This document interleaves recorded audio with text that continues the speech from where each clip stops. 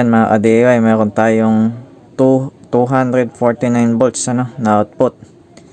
At good po yung connection natin sa battery, no. Kaya good yung ating ginawang 12 volts battery. Ngayon itetest.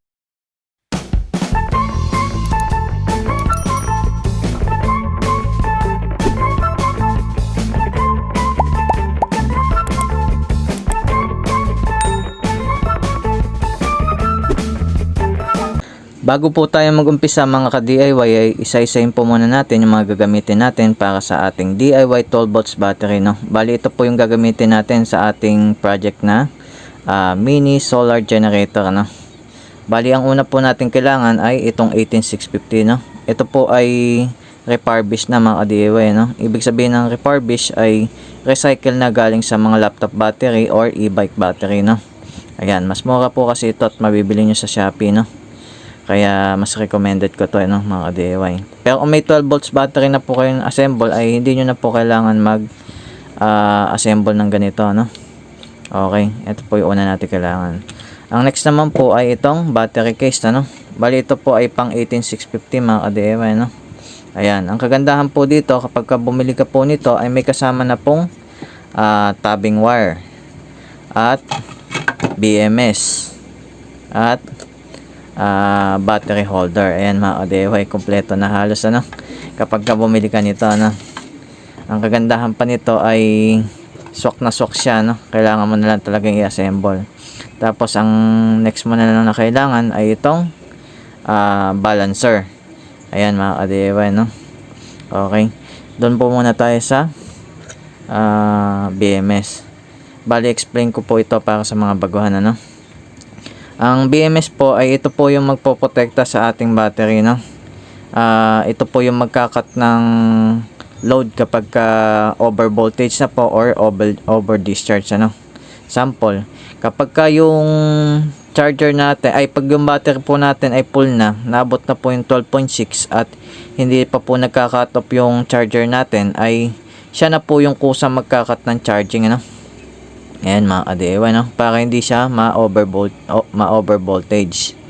Ayun po yung gagawin niya. Tapos kapag sa discharge naman po, hindi niya hayaang maging 0 voltage to, no. Magka-cut off na rin po siya kapag over voltage na siya, no. Ay over discharge na siya, no, kapag umabot na yung voltage na ng 10 volts po yata yun. Ayan, magka-cut na rin siya. Hindi niya hayaang maging 0 yung voltage ng battery kasi mababawasan po ng lifespan, no. Mas mabilis po siyang masisira. Ayan mga ka-DIY, no. Yan po yung ginagawa ng BMS, kaya napakahalaga nito. Ang kagandahan pa sa BMS na to ay meron na rin po siyang kasamang balancer. Ayan, yung balancer niya. Pero gumagana lang po yung balancer kapag nagcha-charge. Ayan mga ka-DIY, no, malinaw. Kaya optional nyo na lang po maglagay ng balancer. Kasi po ang balancer po, ang ginagawa po nito ay ibinabalance niya po yung cell, ano. Sample po ito, ito po yung unang cell, ito po yung pangalawa, tapos ito po yung pangatlo. Bali tatlong cell po yan. Ngayon kung ang voltage ng first cell ay 3.8 at ang voltage naman ng pangalawang cell ay 3.6 at ang huli naman po ay 4 volts, ang gagawin po niya ay ibabalance niya po yan, ano. Isasakto niya po yung tatlo na yan sa isang voltage lang, ano, para yung buhay nila ay mas tumagal pa, no, at hindi mag-cut off yung ating BMS. Kasi yung BMS natin ay may isa pang katangian, ano. Kapag na-detect po kasi niya yung isang cell dito na full charge na, naabot na yung 4.2, ay ikakat niya na po yung charging agad mga ka-DIY, no. Hindi niya nahihintay yung mapuno pa itong pangalawang cell at saka pangatlo kahit pa full charge pa lang sila. Kunyari ito po ay 3.9 at 4 volts, tas ito po ay 4.2 na, ikakat niya na po kagad yung charging, ano mga ka-DIY. Kaya medyo maselan po itong BMS, ano. Maano siya magprotekta, mas active. Kaya kailangan po natin ng balancer. Ito po ay kahit hindi nagcha-charge ay binabalance niya po yung mga voltage, ano. Kaya maganda to. Kaya po siya tinawag na active balancer, ay active siya na nakabalance yung mga battery natin. Hindi katulad nito na kapag nagcha-charge lang saka lang gumagana yung balancer niya. Ayan mga ka-DIY, no. Kapag ka meron ka nito, mas tatagal yung battery mo kasi healthy sila, no? Magkakamukha lagi sila ng voltage. Okay. Bali yung gagawin po nating connection ay series, ano? Pag sinabing series, ang nagpapatong po yung voltage, ano, mga ka-DIY, hindi po yung capacity ng battery. Pero kapag parallel naman po ay nagpa-plus naman po yung capacity niya. Sample, ito po ay 2,500, ito ay 2,500, ito ay 2,500. Pagka pinaral nyo po yan, magkakasama yung positive at negative, magpa-plus po yung capacity niyan, pero yung voltage niyan ay hindi tataas, ano, 4.2 pa rin siya.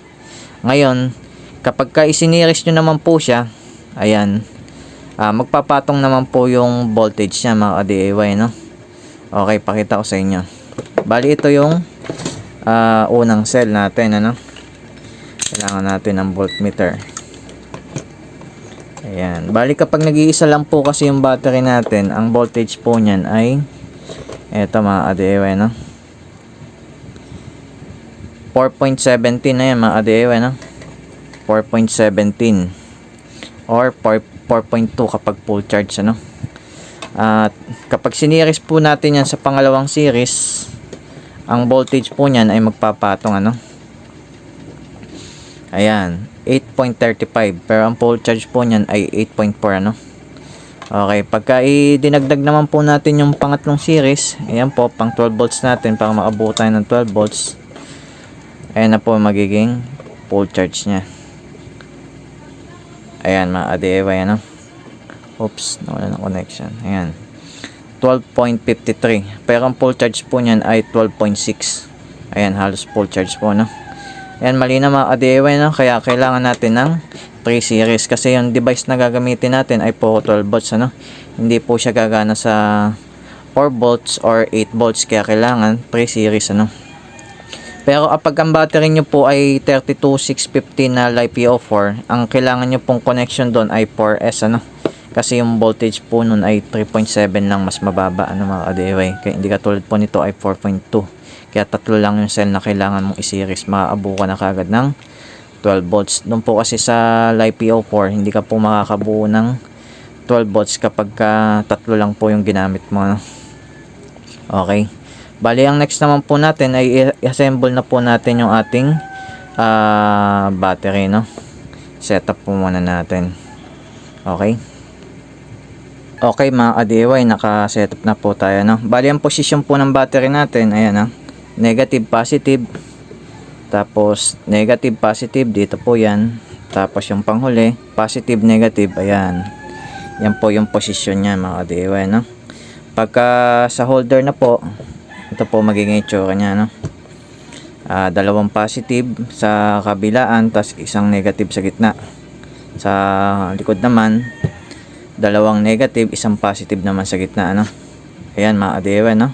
Tapos ang main negative po natin, diyan po tayo kukuha ng negative. Ito po, ano? Ayan, yung first series. Tapos dito po yung second series, third series. Ayan, mga ka-DIY, no? Tapos ito po yung main positive natin, mga ka-DIY. Diyan po tayo kukuha ng positive. Ito yung main, ayan na, mali na, mga ka-DIY. Ito yung main positive, ito yung main negative. Ayan po, ah. Okay. Ulitin ko, mga ka-DIY, ito yung main positive, ito yung main negative, yung nasa baba. Ngayon, yung BMS po natin nakapwesto na rin po, no? Ang connection po niyan, ayan. Yung 0 volts, dyan po sa main negative.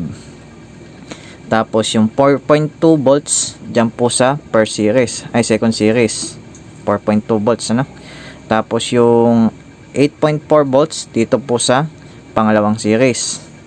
Tapos, yung 12.6 volts, yan po yung sa main positive natin. Okay, bali yan po yung position niya. Tapos yung makikita nyo sa gitna, yung negative at positive, dyan na po tayo kukuha ng charge at discharge, ano? Dyan po tayo magcha-charge at maglalagay ng load, ano? Okay, mga ka-DIY, malinaw po ba? Bali, punta po muna tayo sa main negative, ano? Yan po yung unang connection na lalagyan natin, ano? Ayan na, mga ka-DIY, ha? Ingat kayo dito, ano? Kasi dapat lagi kayo mag-check, ano? Bali, una po nating gawin, lagyan po muna natin siya ng tabbing wire, ano? Pagsasama-samahin lang po natin yung positive at saka negative, ay positive lang po muna, ay negative. Yung lahat ng negative parallel lang po siya. Ayan, mali na mga ka-DIY, gumamit po ako ng magnet para hindi masyadong malikot kapag in-spot weld ko. Ayan, parallel lang po muna tayo, okay, spot weld po natin, bali ito po yung spot weld ko. Isa-set lang po natin siya ng number 6, tapos spot na po natin siya. Okay, spot po muna natin.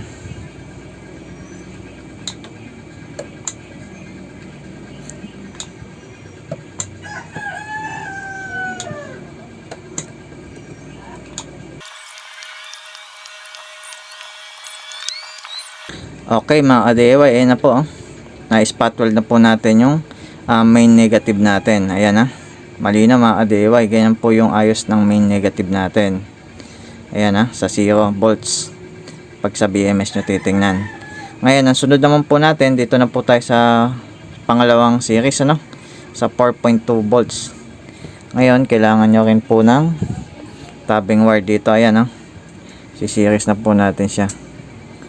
Ayan, positive, negative. Kailangan magkasama po yan, Pwesto lang po natin yung magnet natin para hindi po masyado malikot,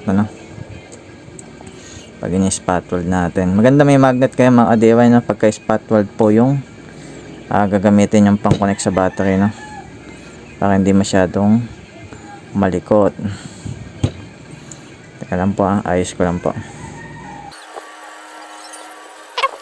Ayan mga ka-DIY, ayan po itsura nyo, pagka sa na kayo, second series. Ayan, spot weld na rin po natin,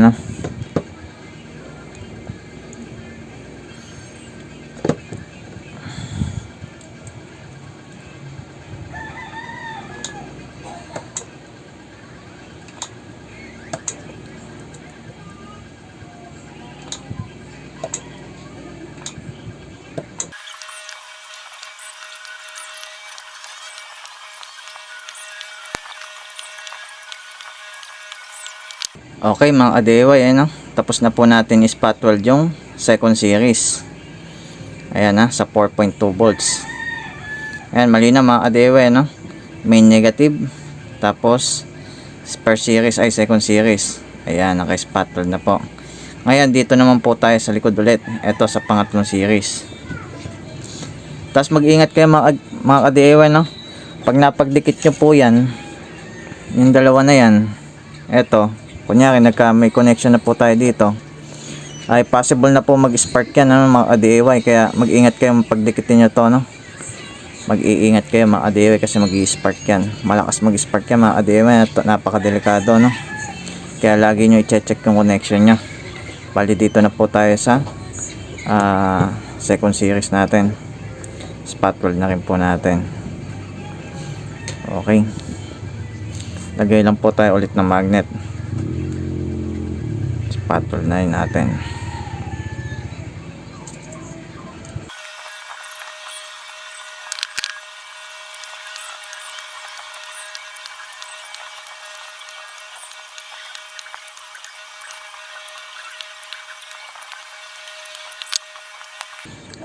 Okay mga ka-DIY, tapos na po tayo sa second series natin.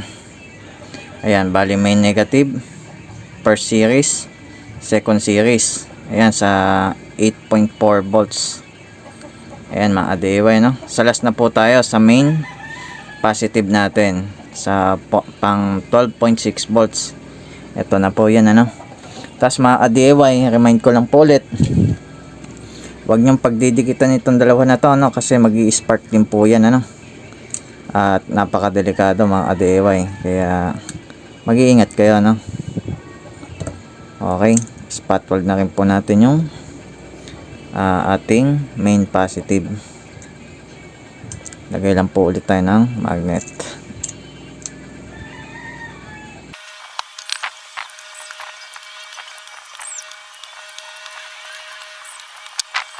Okay mga ka-DIY, tapos na rin po yung main positive natin, na-spot weld na rin po natin. Ayan, bali ganun lang po kabilis na gawa yung 12 volts, Ayan, bali check po natin yung connection natin, mga ka-DIY. ito yung ating may negative. Ayan, ganyan po natin. Check natin yung connection natin ng mga DIY. Ngayon, ang unang i-check po natin kung nakabuo na po tayo ng 12 volts, ano. Ayan, bali ito po yung main negative, ito po yung main positive. Check natin kung nakabuo na po tayo. Ayun mga ka-DIY, ano. Nakabuo na po tayo ng 12 volts battery. Ayan na. Napakalina mga ka-DIY, no? Ganun lang po siya kadali gumawa ng mag-assemble ng 12 volts battery, no? Bali, ang next naman natin ay maglalagay na po tayo ng BMS. Pero isang information mga ka-DIY, pwede nyo na po itong gamitin, ano? Pwede nyo na po siyang gamitin kasi 12 volts battery na po siya sa mga 12 volts na device. Ang ano nyo lang, kailangan nyo lang po talaga ng BMS para sa protection. Pero pwede na po siya kahit walang BMS. Ang ano ko lang, kailangan lang talaga ng BMS para sa protection na ng mga DIY. Okay. Bali dito naman po tayo sa BMS. Setup ko lang po muna dahil medyo kapos itong tabbing wire na to, no? Duduktungan ko siguro muna. Okay, bago tayo mag-start. Okay mga ka-DIY, ayan po, nakasetup na po tayo. Bali yung BMS po natin ay nilagyan ko po ng tape, ano, para hindi po masyadong malikot kapag hininangan natin. Ayan po. Tapos yung connection po ng BMS natin ay lilinawin ko lang po, no. Bali ito po ay pan 3S na BMS mga ka-DIY, ano. Bali yung connection nito ay 4, ano. Yung 0 volts, yan po yung connection para sa main negative natin. Ayan mga ka-DIY, no. Tapos yung 4.2 volts dyan po sa per series natin sa ibabaw, ano. Ayan. Tapos yung 8.4 volts dyan po sa ilalim, ano. Ayan mga ka-DIY, ano. Yan po yung sa second series natin. Tapos yung 12.6 volts dyan po sa ibabaw sa main positive natin. Ayan. Malinaw mga ka-DIY, ano. Tapos dito po ulit tayo kukuha ng connection para sa load at saka charging, ano. Tapos ang gagawin natin ay hinang lang po natin gamit itong soldering iron natin na 60 watts, ano. Tapos itong soldering lead natin na 0.8 mm. Ayan. Bali mura lang po ito, ano. Ilalagay ko po sa description ng aking video yung link nito, no.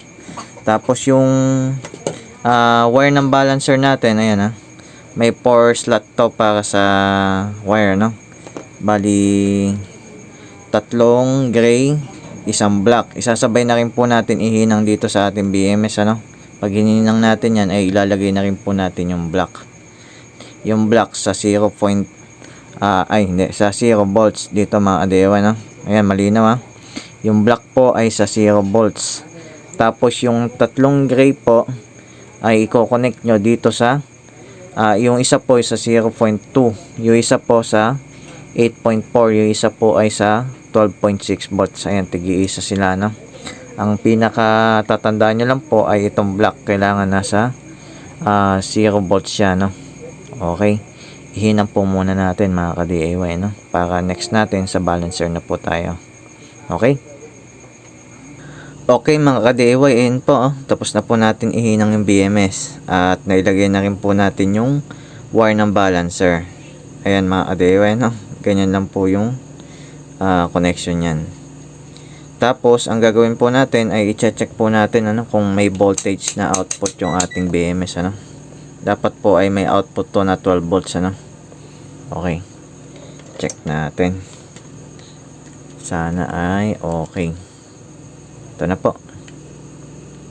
Ayan mga ka-DIY, no, may output na po yung BMS natin na 12.54 volts, ano. At good na good po yung connection na ginawa natin at pagkahinang natin, ano. Ayan, napakaganda ng pagkakahinang mga ka-DIY, no. Bali next natin ay doon na po tayo sa BMS, ano. Bali yung BMS, explain ko na rin po sa inyo kung paano yung connection nito. Ayan. Bali yung BMS po natin ay pan 3S po, ano. Ayan, tapos 6 ampere. Ngayon, ang connection po nito, yung B negative, ayan, dito po sa main negative natin, dyan sa black wire. Tapos yung B1 dito po sa 4.2 volts sa ibabaw, yung per series. Yung B2, ayan yung B2 mga adewa, no? Ayan, di maninig B2, ayan yung B2 dyan po sa 8.4 volts, ano? Dyan sa may baba, yung second series. Ito. Tapos yung B3, ayan yung last, dyan po sa 12.6 volts dyan sa ibabaw. Yan po yung connection yan mga ADAY, no? At may slot siya. Pero tansya ko hindi kakasya to sa box natin kapag kinabit natin kasi may extension pa to, no? Mukhang napakataas.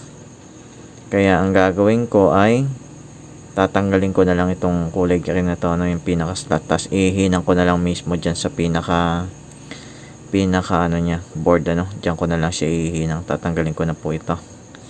Okay, sa BMS na po tayo, kabit na po natin. Okay mga ka-DIY, tapos na po natin ikabit yung balancer ng ating battery, no? Ayan, gaya po na sinabi ko sa inyo kanina, yung connection ng B negative, ayan po sa may negative natin nakakabit, ano? Tapos yung B1 dito po sa 4.2 volts. Tapos yung B2 dyan po sa 8.4 volts. Tapos yung B3 dyan po sa 12.6 volts. Ayan, bali dapat umilaw yan mga ADAY, ano? Ibig sabihin yan po ay balancing na po yan, ano mga ADAY. Hindi na po tumamatay mga ADAY, no? Kung gusto nyo naman po i-off yung ating balancer, yung kagaya po kasi nito ay pwede ka maglagay ng off on switch. Ayan, pwede ka maglagay po dito, maghihinang ka po ng off on switch dito. Tapos mayroon ka lang po i-disconnect sa gitna, ayan, no?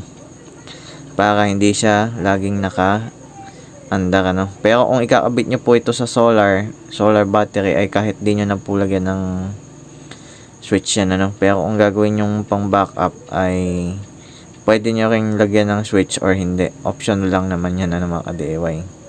Kaya nilagyan niya ng off on switch dito, no? Okay, bali next naman natin ay i-fix po muna natin yung balancer natin dito sa ibabaw. Tapos ilagay na po natin yung wire natin dito sa ating cover, ano? Tapos ilagay na po natin dito, i-connect na po natin para mailagay na po natin sa pinakalalagyan niya at tapos na tayo, no mga ADAY. Ganun lang po siya kadali, ano? Okay, fix po muna natin. Okay mga ADAY, no? Tapos na po yung ating battery at nahinang ko na rin po yung connection para sa output natin, ano? Bali, ito po yung output ng ating battery na 12 volts. Nilagyan ko na po ng wire, inilagay ko na po sa ating takip, ano? Ayan, positive, negative. Bali yung wire po na to ay 16 AWG, no? Tapos naglagay po ako ng mga tape para hindi po masyadong sabog-sabog yung mga wire ng balancer. Ayan, no? Kaya goods na yan mga ADAY, no? Ipipix na lang po natin sa kanyang pinaka box para safe na po siya, no? At pwede nyo na po siya gamitin mga ADAY, no? Good na po yan. At mga ADAY, kapag ano nga po pala ang charger na pwedeng gamitin dito ay solar, ano? At pwede rin naman po yung ganitong klaseng charger, no?